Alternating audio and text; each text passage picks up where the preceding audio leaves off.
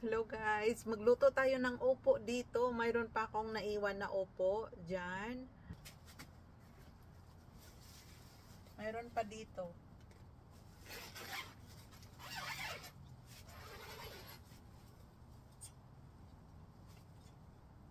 Yan oh. Yan pa yung upo natin. Yan oh. Gugulayan natin.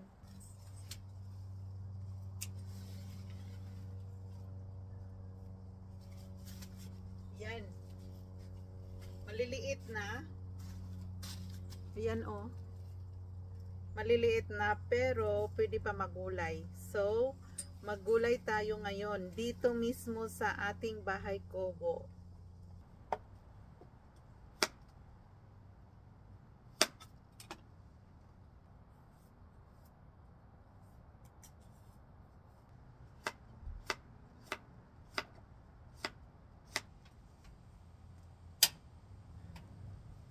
Yan. Magluto tayo ng upo with sardinas. Peppers galing to sa ating garden din, sa ating tanim. Ito din sibuyas. Yung mga na-harvest naming sibuyas na sobrang dami. Ito po siya. So ito pa rin yung ginagamit namin ngayon. Siguro aabutin to ng 1 taon.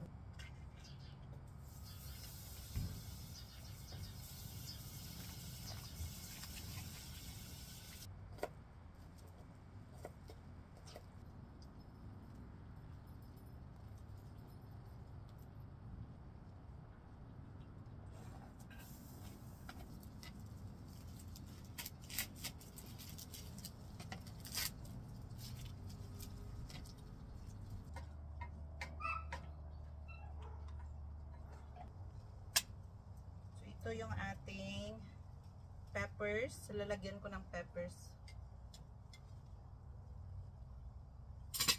Lagyan ko din ng spring onion. Saka itong magic sardinas natin. Paborito ko to sa upo.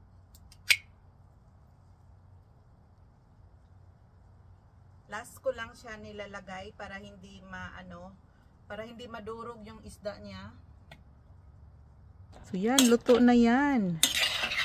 Mas maganda kasi pag half cook lang. Manamis-namis yung upo natin kasi presko.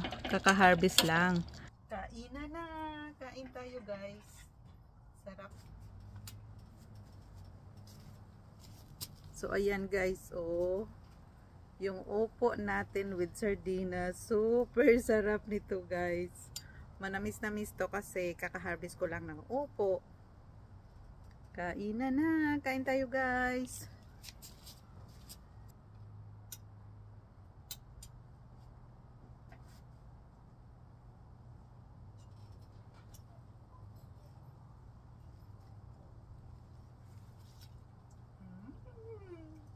Sarap niya. Simula noong nagbunga na yung mga gulay ko, lagi na ako nagluluto dito sa labas. Kada day off ko. Buti nga nag-init pa ngayon. Tas 18. Kahapon kasi malamig. Nag-high kami kahapon ng +7. Nag-low siya ng -3 degrees centigrade. So malamig. Babaklasin ko na itong mga upo ko. Marami pa sanang maliliit. Pero kailangan na siyang baklasin. Nagbahay-bahayan na naman ako dito sa aming garden. Nagluluto po ako dito ng upo with sardinas. So ayan pa rin yung ating garden.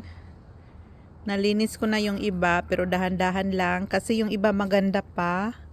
Itong mga marigolds natin marami pang flowers. So, iwan ko muna yan dyan.